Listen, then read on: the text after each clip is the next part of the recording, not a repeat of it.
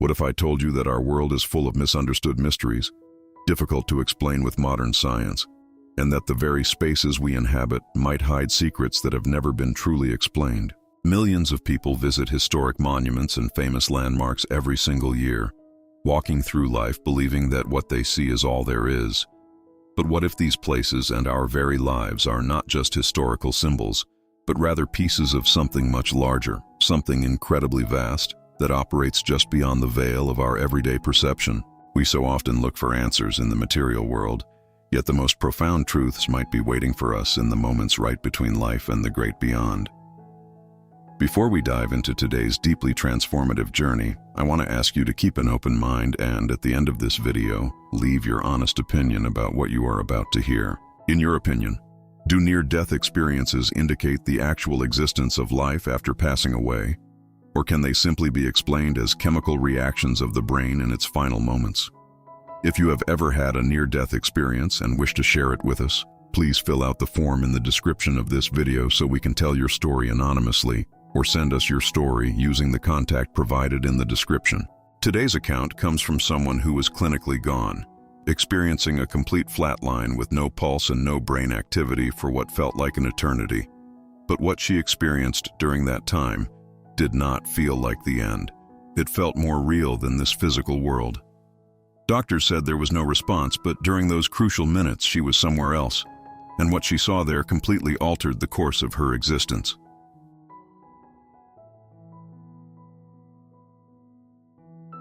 Everything in my early life was deeply tied to the land, the quiet waters, and the profound silence of the northern wilderness. I grew up far away from the hustle and noise of modern cities, spending my most formative years out on the trapline with my grandfather. Long before I ever sat in a classroom, I was receiving a different kind of education. I was absorbing the traditional knowledge that had been carefully handed down through generations of elders. They taught me the language of the forest, the subtle shifts in the wind, and the importance of moving through the world without disturbing the natural balance. They used to tell me that I had to be quiet, to observe, and to listen to the whispers of the earth. Because of this, they gave me a native name that translated to something like quiet waters. It was a beautiful way to grow up, but beneath the beauty of those early years, there was an underlying current of fear that I did not fully understand until I was older. A long time ago, you could face severe punishment, or even be locked away simply for carrying native knowledge. There was a systemic effort to completely assimilate the indigenous people, to make them forget their roots, their language, and their sacred connection to the earth. They wanted that ancient knowledge to disappear so that our people would no longer be seen as different, but in doing so, they fractured the very souls of our families. The mechanism for this fracture was the boarding schools. These were places where native children were taken right out of their homes, separated from their families, and forced into a foreign way of living. It was in those places that unspeakable hardships and severe mistreatment occurred, leaving scars that would last for generations. My mother was only 3.5 years old when the system first reached for her. Initially, she attended a day school, returning home each evening. But one fateful day, the children simply did not come back. I remember the story of my grandfather walking into the house to find my grandmother weeping uncontrollably because the children were gone. The man I call my dad, because he raised me and taught me the ways of the trapline, immediately set out into the wilderness to find them.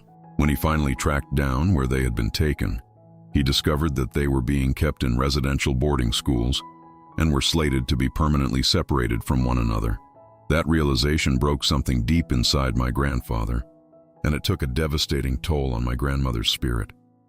My mother was sent to a specific facility far from home, while her brothers and sisters were scattered elsewhere across the region. For 9.5 years, my mother remained trapped in that environment. During those 9.5 years, my mother witnessed things that no human being, let alone a young child, should ever have to see. She witnessed other children facing the ultimate tragedy, their lives extinguished far too soon, and she saw them being hidden away in the dead of night. The severe mistreatment she endured did not come from just one source. It came from all the authority figures meant to protect her. She experienced every unimaginable form of cruelty, and those experiences forged a deep, burning anger within her heart. Knowing this history helped me later in life to understand why she was the way she was. but living with her trauma was incredibly difficult. Before 1966, she actually had a beautiful, kind, and caring spirit. But when the laws changed and Native people, especially women, were legally allowed to consume strong spirits, our family's life rapidly descended into absolute darkness. What started as weekend consumption soon bled into the weekdays, until every single day became a blur of intoxication. It was a terrifying environment for a child. We went through immense struggles, constantly lacking basic necessities. I remember having to sneak clothes from other people's washing lines just to stay warm in the bitter cold. We frequently went without food, making the autumn season feel like a miraculous blessing because we could quietly take vegetables from local gardens to survive. In the old days, our family had been entirely self-sufficient. My grandfather provided all the meat from the trap line, my uncles gathered fish from the rivers, and my dad hunted in the deep woods. They worked in perfect unison, a beautiful cycle of community and survival. But the introduction of those liquid spirits changed everything. The entire community started consuming them. Life became impossibly hard, and the people left to care for us were deeply broken themselves. They were not looking to raise healthy, vibrant children. They were merely trying to survive their own pain, and without even realizing it, they constantly put us in harm's way. I went through my own severe mistreatment during those years. To make matters more isolating, I did not speak a word of English until I was 7 years old. I spoke only our native tongue, and as a child, I did not even realize I sounded different from anyone else. When I finally went to regular school, I faced constant physical bullying because of my mixed heritage. My mother had a darker complexion, while my father carried a lineage that traced back to distant shores, giving him fairer features. Being fair-skinned but struggling with the English language made me a prime target for cruelty. To cope with the overwhelming pain of my reality, I started using numbing substances as a teenager. It became my only escape mechanism. Life moved far too fast for me. I became a mother while I was still just a teenager, barely 15 or 16 years old. Around that time, the child welfare system picked me up. My own mother had violently cast me out into the middle of a brutal winter snowstorm, declaring me a runaway. I was freezing, buried in the snow, and if my boyfriend at the time had not found me and physically dug me out, my life would have ended right there in the ice. He took me to my aunt's house to thaw out, but my mother called the authorities, and they eventually came to take me away to a youth center. During the mandatory medical examination, the doctor discovered that my entire body was covered in deep bruises from my head to my toes, with only my face spared from the physical trauma. The courts tried to summon my mother to explain what had happened to me, but she simply never showed up. She abandoned me completely to the system. I became a ward of the government, but because of my reliance on coping substances, I was eventually cast out of the foster system as well. I found myself completely alone on the freezing streets of the city, with absolutely nowhere to go. But I possessed a fierce will to survive. I knew how to work hard. I cooked, I cleaned, I took care of children, I delivered heavy bundles of newspapers, and I scrubbed floors in strangers' homes just to stay alive. Eventually, the years of hardship caught up with my mother, and she fell gravely ill with a terminal sickness. Even as she was undergoing treatments meant to save her life, she refused to put down the strong spirits. The medical professionals warned us that the substances were violently fighting against the medicine, drastically reducing her chances of survival. But the truth was that her spirit was already broken. She simply did not want to live anymore. As her final days approached, she constantly asked me for her wedding rings. I had found them earlier, but my husband, who was also deeply lost to the grip of strong spirits, had secretly taken them and traded them away for a vehicle. Every time my mother asked for those rings, a crushing weight of guilt settled over me. I was completely exhausted, raising 6 children at the time, attending school, working a full-time job, and spending my nights sitting by my dying mother's bedside. When she finally passed away, it was a surprisingly beautiful moment. The doctors noted that she smiled warmly, looked up toward the ceiling, said she loved me, and peacefully slipped away. But the moment she was gone, my world completely collapsed. The heavy guilt over failing to give her the wedding bands she so desperately wanted consumed me entirely. Before her passing, I rarely ever consumed liquid spirits, perhaps only once or twice a year, and I almost never allowed myself to lose control. But the profound grief and unresolved guilt flipped a switch deep inside my mind. I began consuming heavy amounts of strong spirits and relying heavily on intense numbing substances. I rapidly morphed into a highly volatile and violent individual, mirroring the exact behaviors I had hated in my mother. I was slowly becoming the very monster that had haunted my childhood. People were genuinely terrified of me when I was lost in my darkness. The only thing that mattered to my shattered mind was where the next escape was coming from. I did not care about the world. I did not care about the people around me, and I certainly harbored no care for my own well-being. I was desperately trying to mask a mountain of pain, profound hurt, endless anger, crushing guilt, and suffocating shame. I eventually paid my husband to permanently leave my life, warning him that if he ever thought about returning, he would be gravely mistaken because our bond was irreparably shattered. Shortly after, my physical health began to fail. I discovered a frightening lump, and black fluid began seeping from my body. I was prescribed large amounts of heavy medicine to manage the physical agony, but instead of taking them, I stockpiled the bottles. The emotional despair eventually grew too heavy to carry. I looked at the innocent faces of my children and convinced my broken mind that they would have a much better existence without me. I felt entirely composed of shame, mistakenly believing that I was permanently tainted by the traumatic environment I had grown up in. Driven by this dark illusion, I went out and purchased a large bottle of incredibly strong spirits. I gathered the 3 large bottles of medicine I had been hoarding, each containing 90 potent pills. In a state of absolute resignation, I ingested nearly all of them, washing them down with the burning liquid. I lay down on the living room couch, fully intending to close my eyes and never open them again.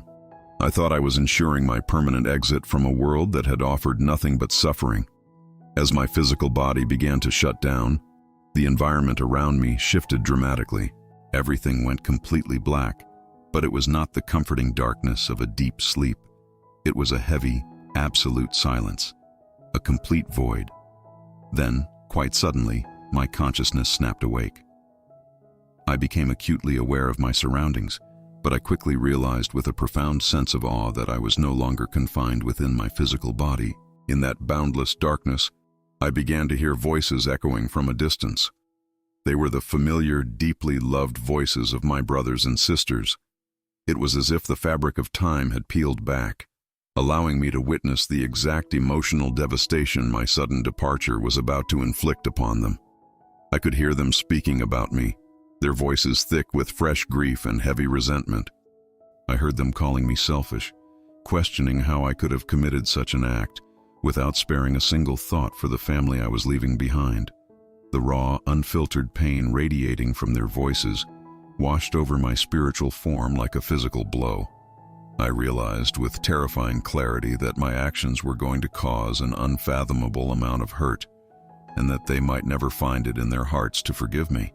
The most startling revelation was that in this state between worlds, I might be forced to remain trapped in that dark emotional space until the natural time of their passing, bound by the unresolved grief I had caused. I had been so utterly consumed by my own suffering that I had completely failed to recognize the profound emotional impact I had on them. Because I had practically raised them, I was essentially a mother figure to my siblings, yet in my waking life, I had always viewed myself as entirely insignificant and worthless.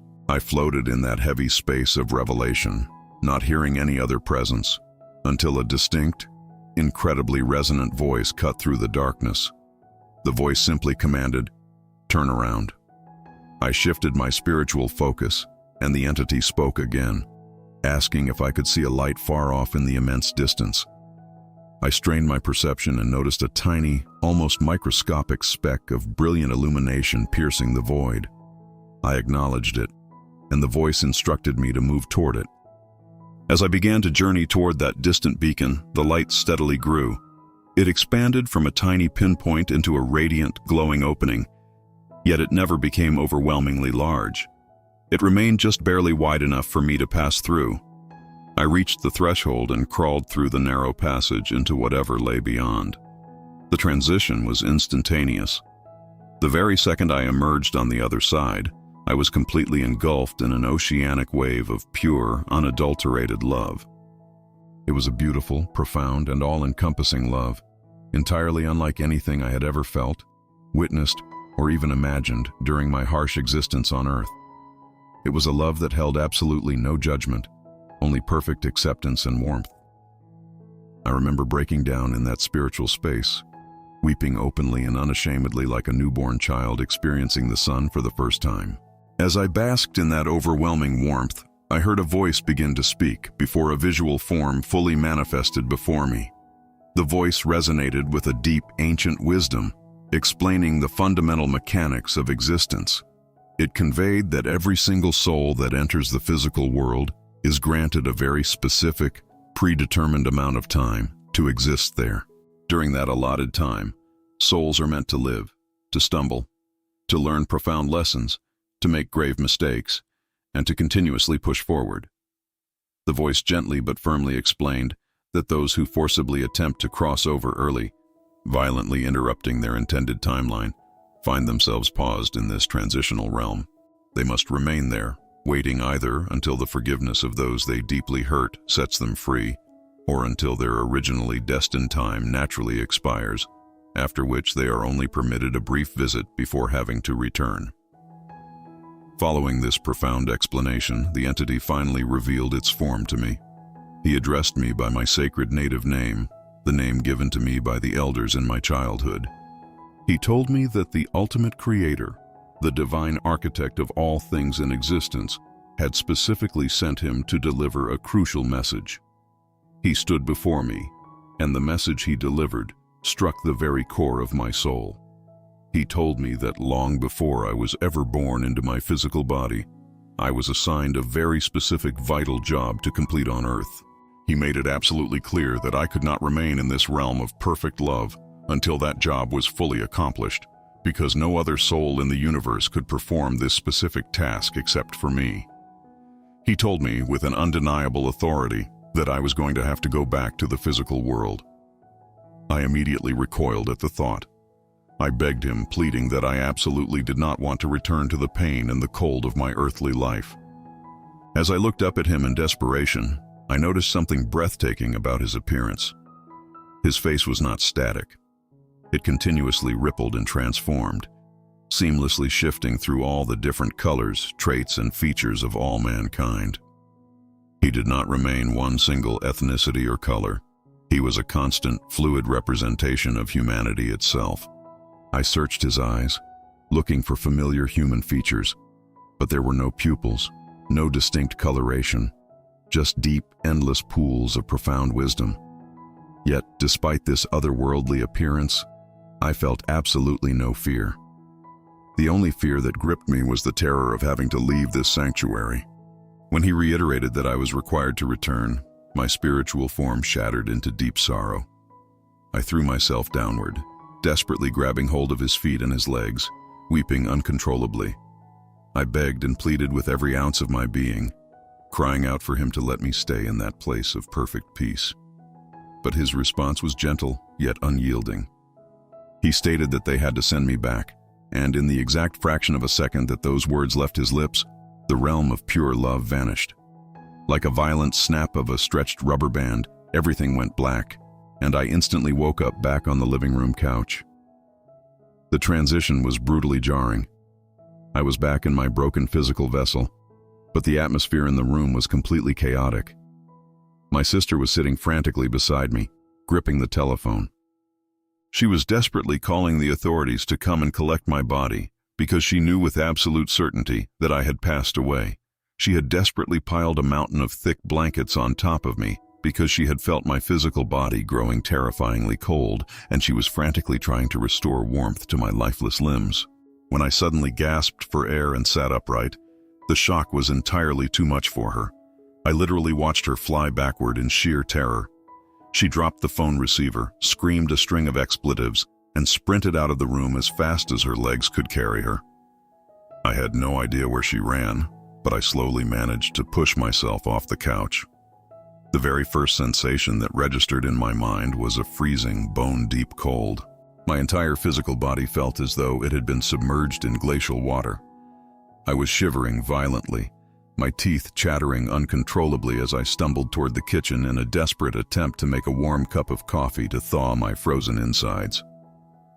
My sister eventually crept back into the house, but she was entirely beside herself with emotional whiplash.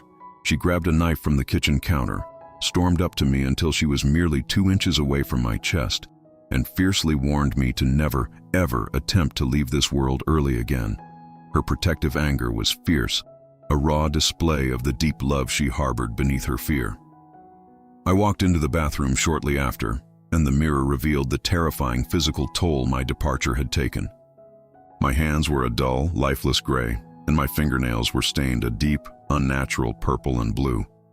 As I splashed warm water onto my face, I noticed that the skin beneath my sunken eyes was the color of ash.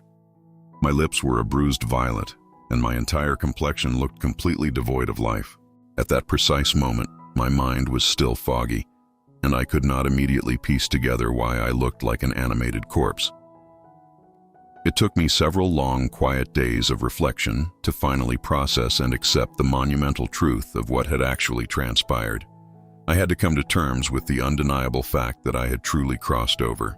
Every single vivid detail I remembered from the other side, the vast void, the pinpoint of light, the infinite wave of love, and the shifting face of the celestial messenger, was entirely real. It was not a hallucination brought on by the substances. It was a genuine spiritual awakening.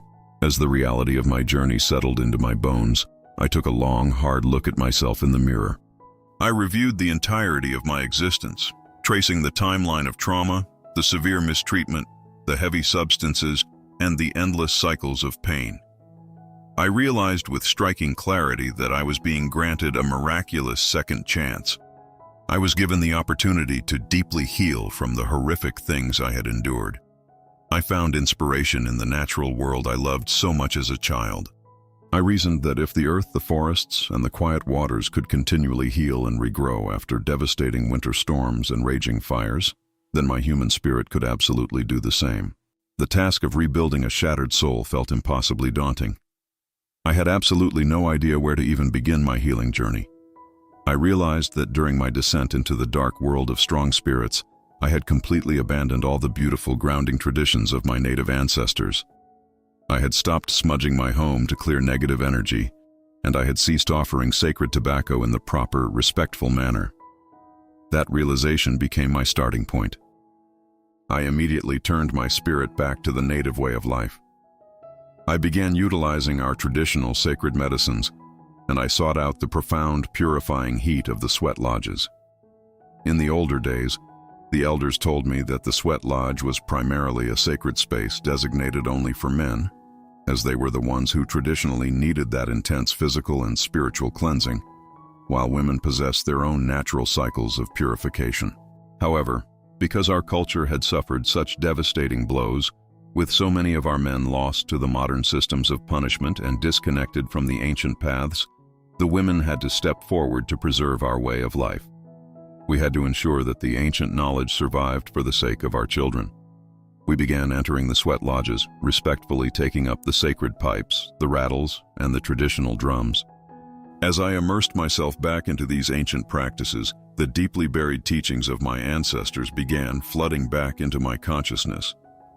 I started sharing these beautiful grounding truths with my own children, determined to break the generational cycle of cultural amnesia. Initially, my heart was still heavily guarded. When I first began my active healing journey, I absolutely refused to verbally share my internal pain with anyone around me. I kept my walls high, but inside the dark, intimate, sweltering heat of the sweat lodge, I discovered a profound sanctuary. I realized that I could communicate all my deepest sorrows directly to the Creator through intense, silent prayer. In that sacred space, I was completely free to let go.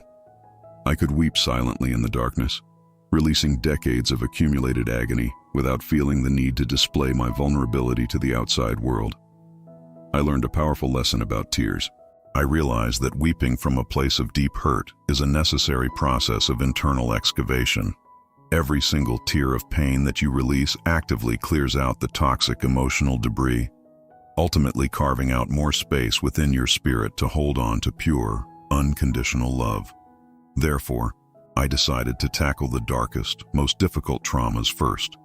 I confronted the severe childhood mistreatment and the countless layers of abuse I had survived.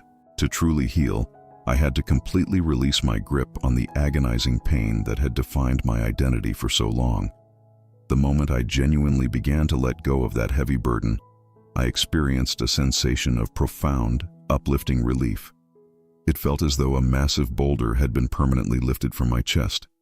Because I committed to that incredibly difficult inner work, today I stand as a completely transformed being. I can openly and calmly speak about the horrific hardships I endured, because the terrified, substance-dependent woman I used to be no longer exists. I have shed the identity of the eternal victim, and I have extinguished the raging fires of the angry woman who mirrored my mother's pain.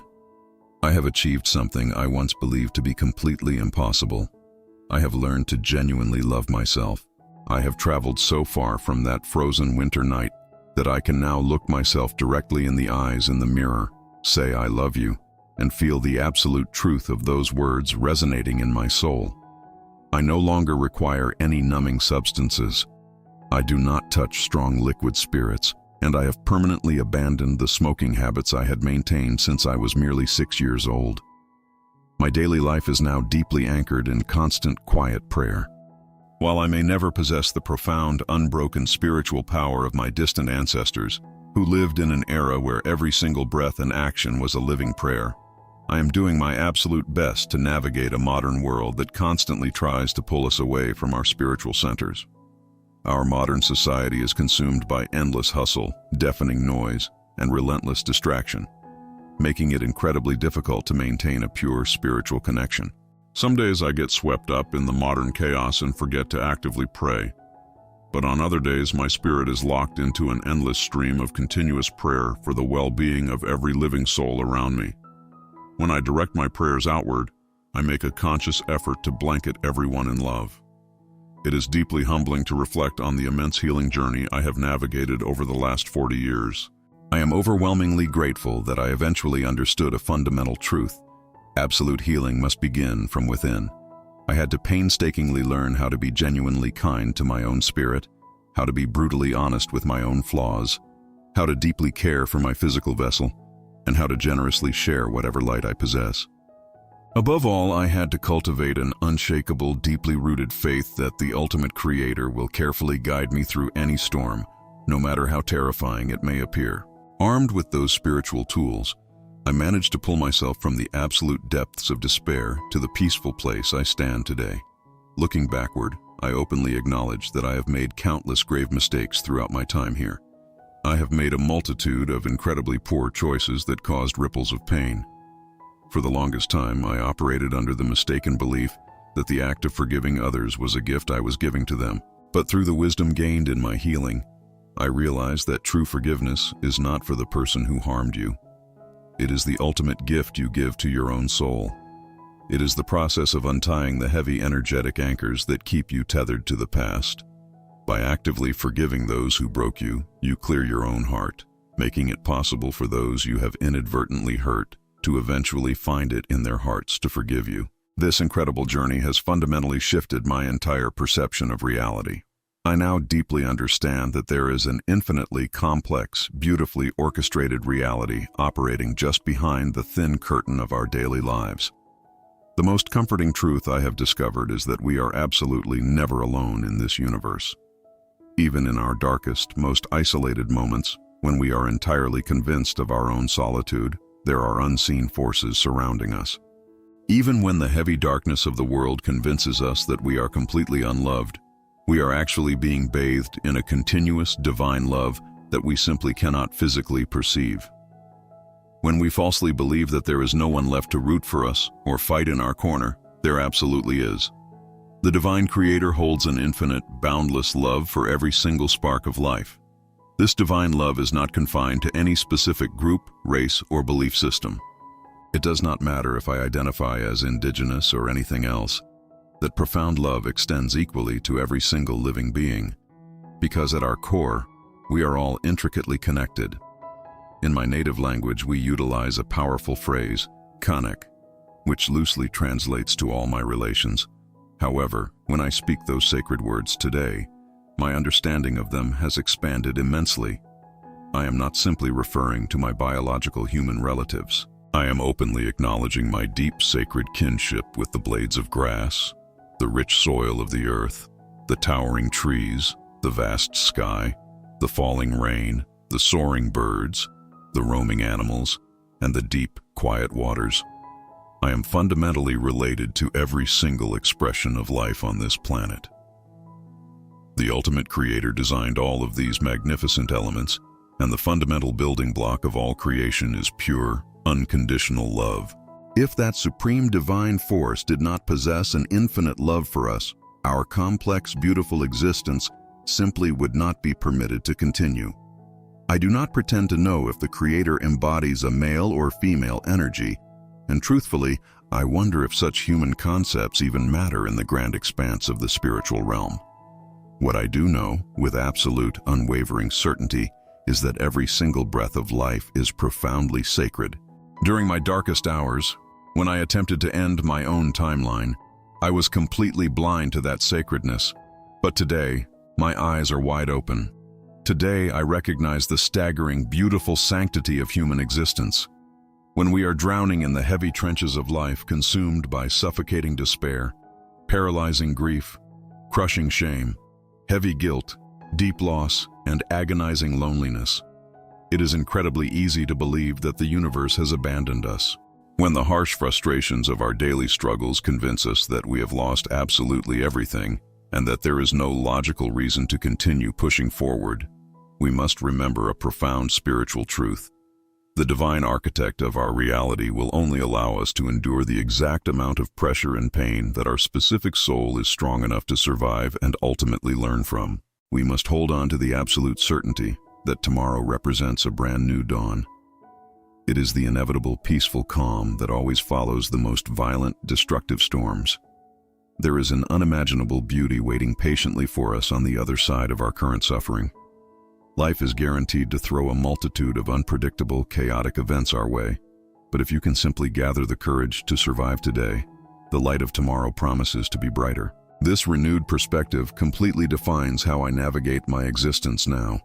I have physically and emotionally survived a journey through absolute hell, and while a part of my soul eagerly looks forward to the day I can finally return to that realm of perfect love, I absolutely know that I cannot force my exit. I must patiently endure my time in this physical realm, treating it almost like a temporary holding space, until my destined mission is fully accomplished and I am officially called back home. In the meantime, my supreme purpose is to continuously share the profound spiritual truths I have witnessed, to vocalize the experiences I have survived, and to shine a light into the darkness so that other lost souls might find their way back to peace. Every single one of us is born into this chaotic world, carrying a specific vital blueprint. We all have a unique, indispensable job to fulfill. It is my firm belief that as we initially stumble through our early years, we are completely unaware of what that specific purpose might be, but we are constantly being subtly guided, nudged, and redirected toward our true path. When you finally align with that purpose, you will feel a profound, undeniable resonance in your soul. You will simply know that you are exactly where you are meant to be, doing exactly the sacred work you were designed to do. Regardless of what that specific task looks like to the outside world, none of us can truly comprehend the massive, intricate scope of the Creator's master plan. We are all gifted with wildly different talents, perspectives, and strengths. We absolutely require the presence and the unique contributions of one another in order to make this complex physical existence function harmoniously. That is the fundamental reason we are all placed on this earth together. We each hold a vital piece of the puzzle, and there are endless mysteries in this universe that our human minds simply cannot logically explain. The most powerful action we can take is to humbly accept the profound reality of what exists beyond our sight. It is only in that place of surrender and acceptance that we truly begin to comprehend the breathtaking concept of what life is genuinely meant to be. Because what was seen in those missing 7 minutes completely shatters our understanding of reality, and the profound lessons brought back from that realm of pure love continue to echo through her life even now. Her journey teaches us that no matter how deep the darkness of our past or how shattered our spirit may feel, there is always a path back to the light, and our existence carries a deeply sacred purpose that only we can fulfill. And this incredible journey of falling into the void and returning with an undeniable truth raises one final echoing question for all of us to consider. What else is still hidden, operating quietly and powerfully right in plain sight, just waiting for us to finally open our eyes and understand? Regardless of what your personal beliefs may be regarding the afterlife, the profound transformation and the deep, hard-won wisdom shared in this story hold an undeniable value for every single one of us navigating the struggles of this human experience. We would love to hear your thoughts on this incredible journey. Please leave a comment below sharing what you felt as you listened to her story. Tell us how these lessons might apply to your own life, and make sure to subscribe to the channel so you never miss our future explorations into the profound mysteries of human existence.